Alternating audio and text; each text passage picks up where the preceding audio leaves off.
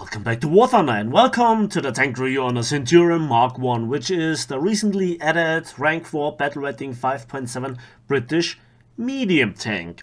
Now, when this tank was announced, I was like, yeah, 17 pounder, first without APDS on the test server, which was not really convincing, and then afterwards with APDS. I did not have too many high expectations on this tank, but it proved me completely wrong. Actually, playing this tank was a joy. Spading it was also really nice, to be honest, but I have to say I cheated a little bit with a few golden eagles, and I will tell you right about why now. Without APDS, this tank is a pain to play. With APDS, if you know what you're doing, it is actually pretty damn good. It has a battle rating of 5.7, and that means it has the same battle rating as the Tiger H1. And to my eternal surprise, it actually performs more like a heavy tank rather than a medium tank. And we actually know this behavior from the Panther D. But it performs so much better than the Panther D in my opinion. Also, it surprises me with the actual nice combination of unique firepower, typically British, armor, relatively unknown for British tank, especially when they have also a decent amount of mobility. So let's get right into the tank review. As usual, I want to begin with the armor, and we have a lower plate of 76.2 millimeters at 44 degrees angle. The effective thickness, depending on the exact angle, varies between 130 to 120 millimeters, and yeah, that can bounce a lot of shots, but mostly when you face your normal opponents like T-3485s, Tigers, Panthers, they will have actually no problem penetrating here. But something like the 76mm Sherman or some Panzer IVs, if you know they just throw it as a backup vehicle, something like that, they will not necessarily penetrate here. It depends also on the caliber. So 76.2 millimeters with the 30% interaction rule means that all 99 millimeter rounds or higher will most likely not bounce. They have a reduced chance of bouncing. So practically you need to have a big gun for that battle rating to go through. Obviously IS-2 has no problem. The upper plate, also 76.2 millimeters, but at 58 degrees. That is the threshold where a lot of shells begin to bounce. And you have an incredible, capability of just ricocheting or bouncing shells. 125 millimeters of effective thickness is a bit deceiving. That's not far from the lower plate, so you should actually zoom out. It's more like 137 millimeters. It's incredible how many shots you ricochet, but it might also have to do with these additional tracks of 20 millimeters. They absorb the hash rounds from RU-251s if somebody wants to use the hash round. Also, the 105 millimeter hash rounds sometimes, just get absorbed by that. But after the first hit, they tend to fall off. So the upper plate is actually nice. Then we come to the side armor. And for a medium tank, a British medium tank, that's not bad. 51 millimeters is flat, the side armor. And you also have, the tracks, the road wheels, and additional side skirts together with a bit of tool housings, I guess. So, this is not a walkover. Triple A's have to actually aim. And it's not that you're completely safe, but you're not paper. The rear of the vehicle, just 20 millimeter, that is paper. Even if you have some angling going on here a little bit, but it doesn't really matter. The deck armor or the engine armor is 29 millimeters. That's not too bad. That's really not bad, especially for a British medium tank. And then the other parts, the front here and also parts of the rear, are 38 millimeters. And that is very interesting because that also absorbs 122 millimeter high explosive shells. They have 36 millimeters of penetration. So that's interesting. Also, you see a little bit here. and sometimes you might get overmatched, or if you break and the tank rocks forward, you know, somebody can overmatch this armor or just interact and something like this. I had cases, but it's not very common. But combined with the aggressive playstyle, it might happen. Then we come to the turret, and the turret is nice. I have to say, it's really nice. So the actual gun mantle is 127 millimeters thick. That's around about the effectiveness of a Panther turret overall. It's a little bit rounded towards the edges, up to 33 degrees. The lower part also 33 degrees, so effective thickness is 183 millimeters. That's quite a lot. And yeah, we also have this part with a lot of angling. It's a bit difficult to see. Because here is actually a bit of a net above it, or a mantle actually. So this is also absorbing a little bit of stuff. Then we also have an overlay with the 152 millimeter of actual turret armor.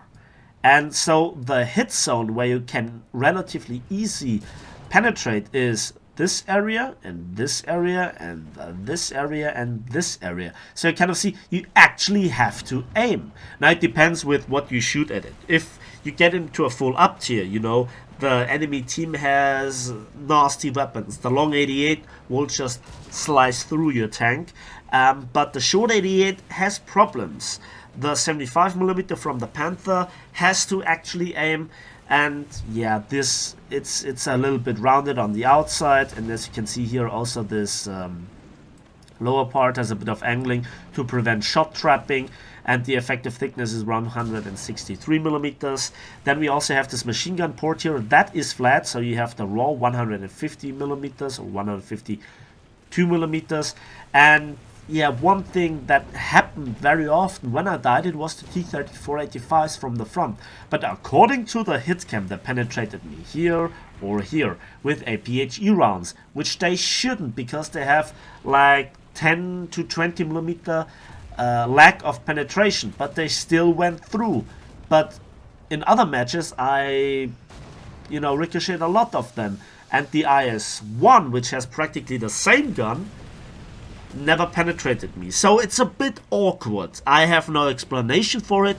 I just have to tell you that I experienced it. Then there is the rooftop, which you can see. It's also 29 millimeters thick, which is nice. You can see it from the front, but I never got penetrated here. And also the cupola is a very tiny target.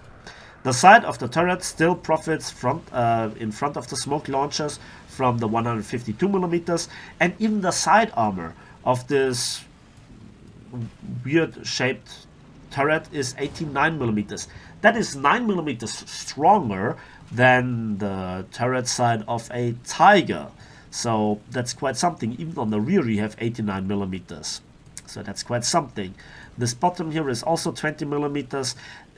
The armor holds up a lot, I have to tell you. Additional this 4 millimeter of tent housing or something like that is additional there.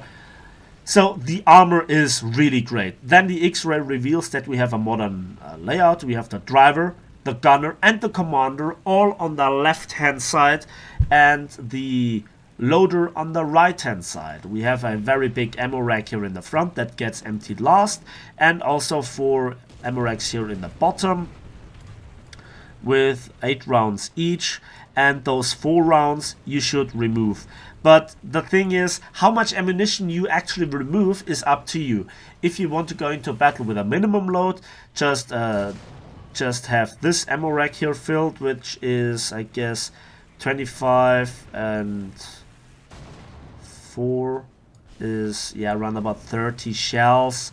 28 to be honest, because one is already as being registered in the breach.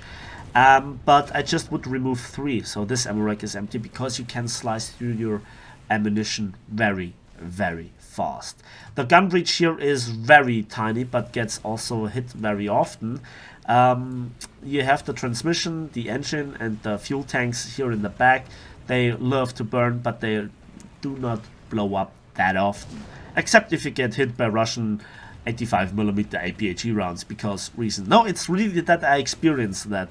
but in normal cases they just burn, and sometimes they do not even burn.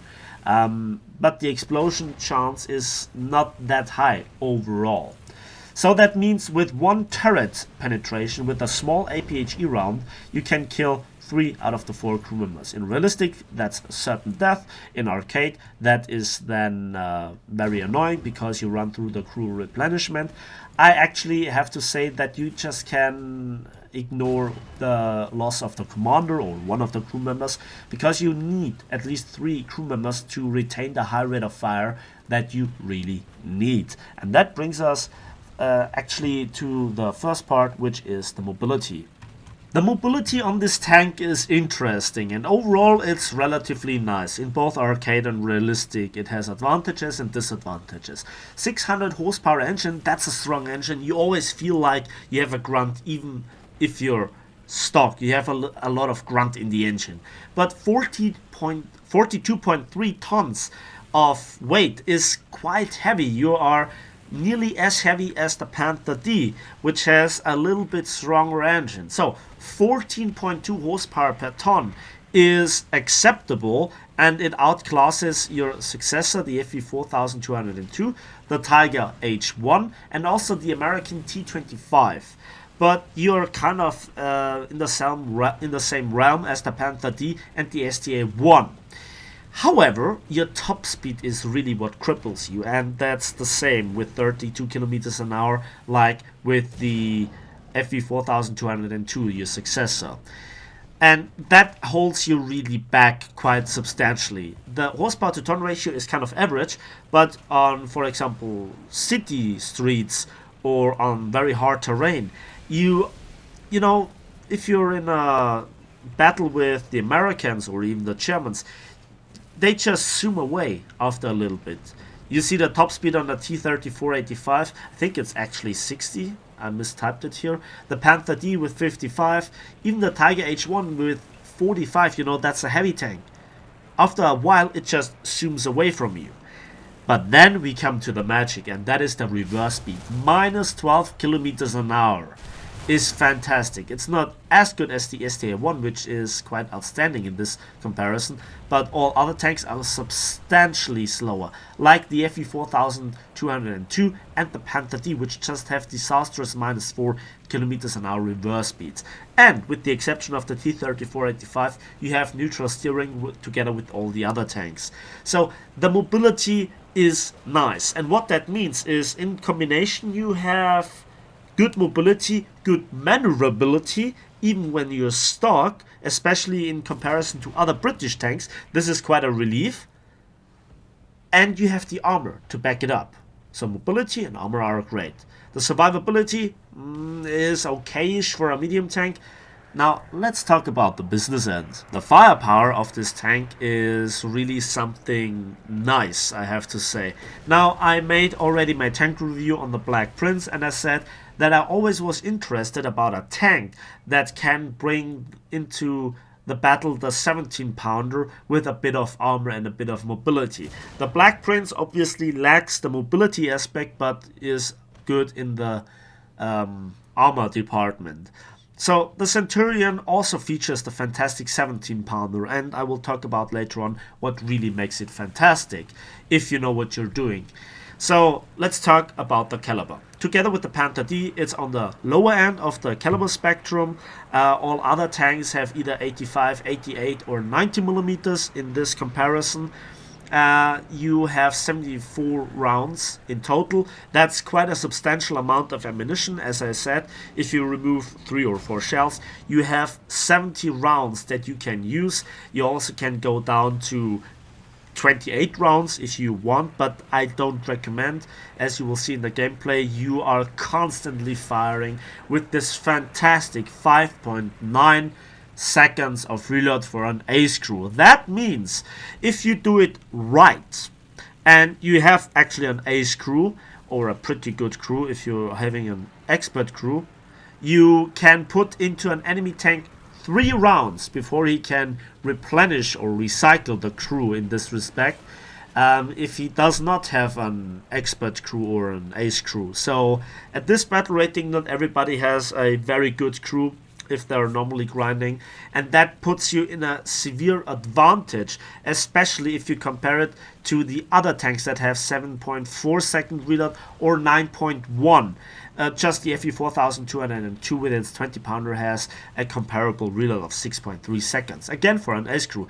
That means you have a reload advantage over 25.4% or massive 54% compared to the other tanks in this comparison.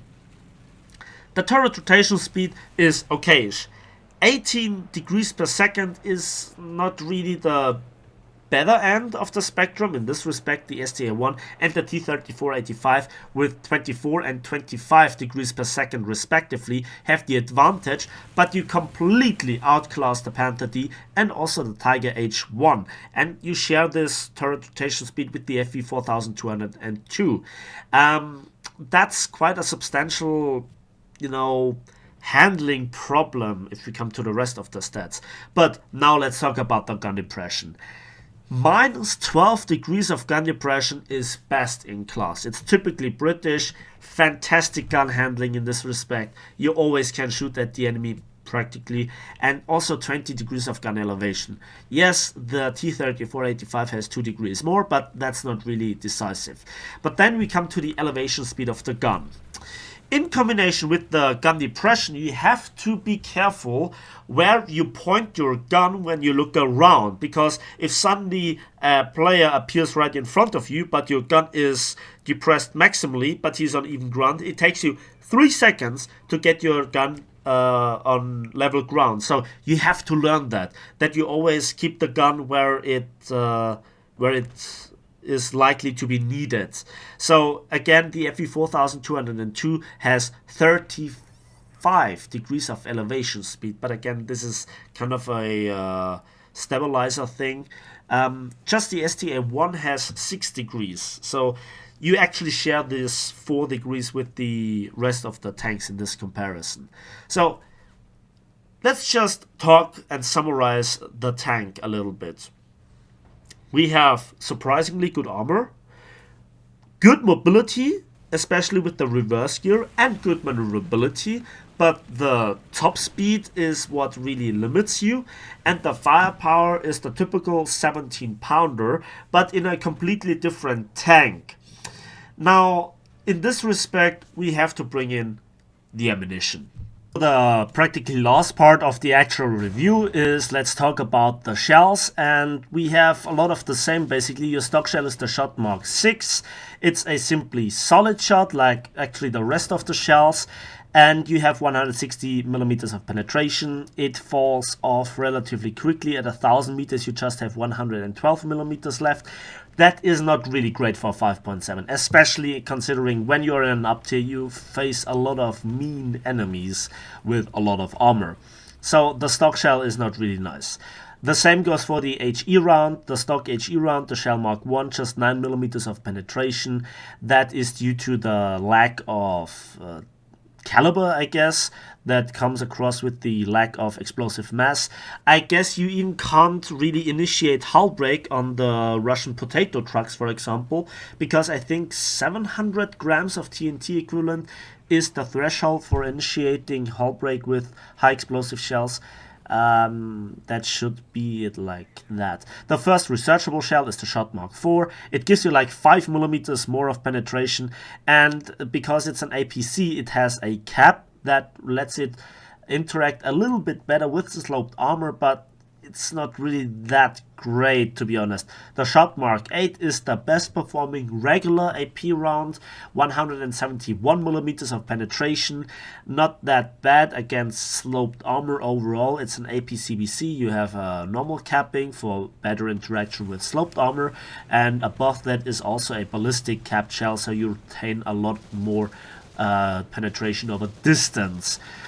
But again, you have to research that as well, and there is a bit of light at the end of the tunnel with the shot SV Mark 1, which is a fantastic APDS round with 1203 meters per second muzzle velocity. It's easy to aim, it's easy to lead, it's easy to hit. It works really nicely against sloped armor, and it retains a lot of the penetration. Even at 1000 meters in a full up tier, you can penetrate the turret front of a King Tiger, but you know, you should not try your luck against something like against the turret front of a T-34/T-29, the American heavy tanks. Aim for the lower plate where there is the ammunition rack and hope that you hit the ammunition hard enough so that it blows up, which should be fixed by now so that it actually works. So as you can see, I cheated a little bit with the upgrades. Initially I purchased the Shot Mark 4, the parts, the Shot Mark 8 and the fire prevention system, and also then the Shot SV Mark 1. I played enough 17 pounders in the British tech tree to know that this is an unnecessary amount of pain. So yeah. The next thing is the gun is extremely inaccurate, especially at range, without the accuracy upgrades. So the adjustment of fire and the elevation mechanisms help you a great deal. And as you can see, the horizontal drive is also necessary. 18% better turret slewing rate then makes your tank even more competitive. Artillery support is not really that necessary, to be honest. I personally don't rely on it. The crew replenishment is important because very often you get a knockout of 2 crew members, you're left with 2, and that then also you know, and lengthens your reload by quite a bit. You still have a decent reload, but you need the best reload that you can, again, because you have to become a tank surgeon.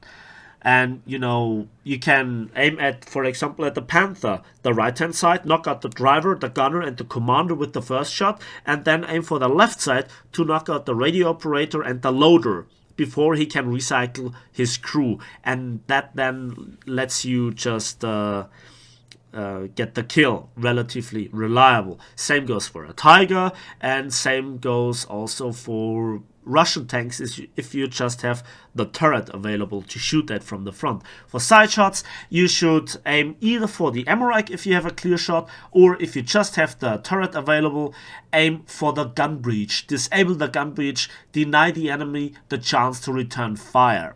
That you can do reliably in realistic, in arcade, where a tank has a 1 in 3 chance to still be able to fire back. You know, aim for the ammo rack, to be honest. You also can try to hit through the back of the enemy, you know, try to flank them. And when you shoot through the engine, you have the maximum damage effect. You set the engine on fire, and also then the shell still goes through and kills eventually the rest of the crew. That is the advantage of an APDS. But I think the lack of APHE, you know, it's commonly known for British tanks that it hurts them. If the tank would have an APHE round, even like the American 76mm APHE round, that would make the tank actually pretty overpowered with the combination of the APDS round and the high rate of fire. For the upgrades here, I think the most important is the engine, but you know, those parts here, the firepower and protection upgrades, those are the most important ones. And that now brings us to the final gameplay, and it's on this nice map with a single capture zone, so what can we expect?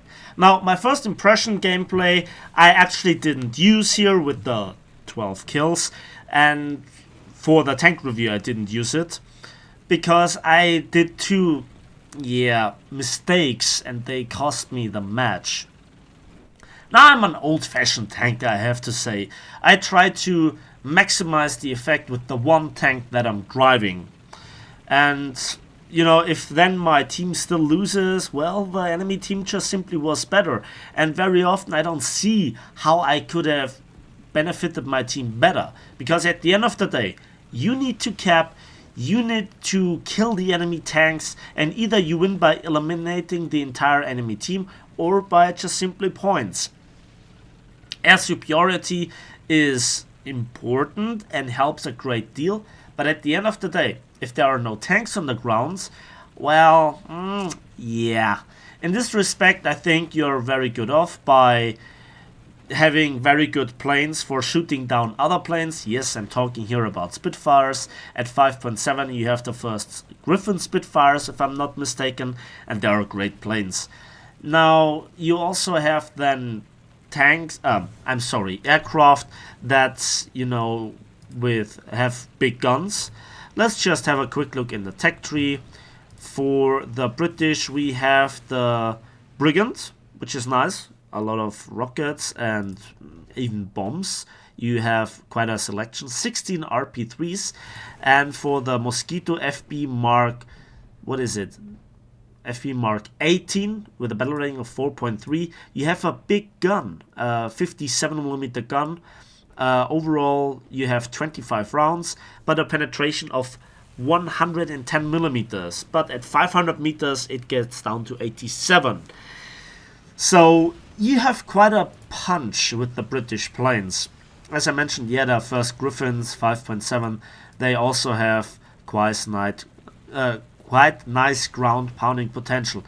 A lot of bombs, a lot of rockets, and good flying characteristics if you have to engage other nations' planes. So in the air, you are in the advantage up until you face the Japanese, but that's not the issue. So here I tried to flank, but there was sadly nobody to engage. So I have to aggressively push in and, take the cap directly. Now I see that a Comet has killed a T-34-85 that actually wanted to flank us, but he was a bit too late. So at this point I have some teammates securing my back so I can concentrate on the front. I'm having a look here at this red chevron, and yeah, there is this T-34-85 and Russian tanks. I love it. The APDS round did not bounce, it was just simply absorbed by the gun barrel. This is the usual thing that I complain about with those, magic Russian gun barrels and trollish armor that just, yeah.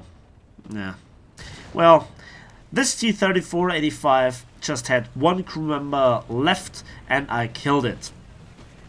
Already just 2 crew members left, and that one I blow up the ammo rack. Knowing where the ammo racks are helps a great deal. And this fellow, well, he was completely oblivious. There you can see the insane help of the reload, but there it was a bit too late. At that angle, it's okay that the APDS bounces. You can't complain about that. And yeah, he saw me coming. That was just a split second too late. I'm still decapping the capture zone. And as you can see with the armor this tank has, even on the deck, you can kind of gamble, just sitting in an artillery strike. I don't recommend it, but, it was worth the risk because the kill here. Oh yeah, I survived those bombs quite nicely. Multi-strike ×4, and I am the one capturing the zone. I am leading the charge. I am the spearhead in a British medium tank. That's unheard of up until this point. All the other tanks in the tech tree are much, much more fragile. I mean, would you dare to do this in the Sherman Firefly, the Comet, or the Challenger? Not really, do you? You want to take out the Churchill Mark 7, but that tank has no killing power with its 75mm OQF Mark 5 gun. And yeah, that was a heavy hit, but it did no damage, and I really crippled this T-34-85. Correct the aim, and there it is. Another nice kill. That's the ace, just like that.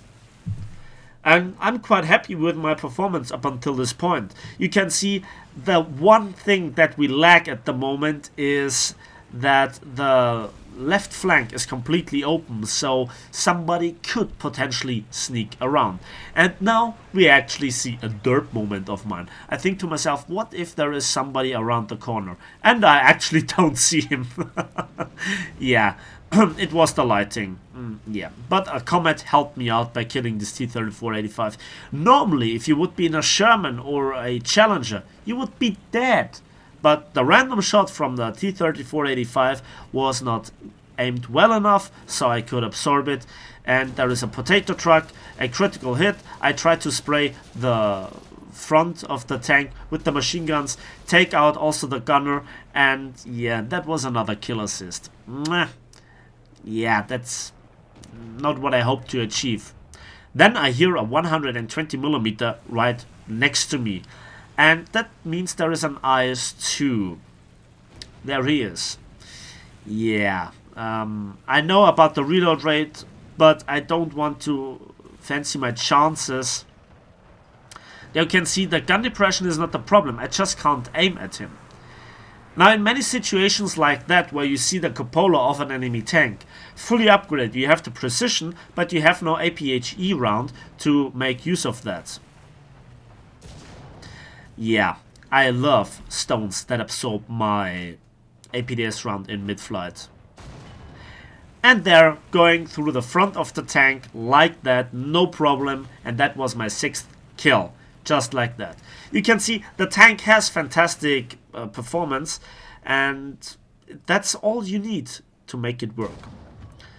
Critical hit into the ZSU-37,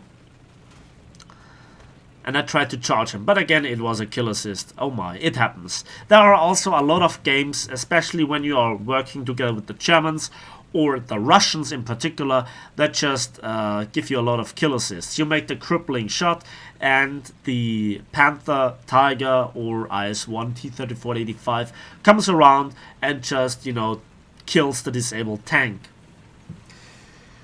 And that is just a bit frustrating, I have to say. So in this respect, I have to say, if you are not a very good tanker, and if you rely on APHE, this tank is not something for you. But if you are a duelist, if you know the enemy tanks, if you know where to shoot, go for the APDS round, enjoy this tank. It is enjoyable. It is one of the first British tanks that I really like. So I cut out the last few minutes of just dumb driving around. I was strafed by Yak-9T, but it did no damage to me thanks to the overall really great armor. And yeah, that's the battle.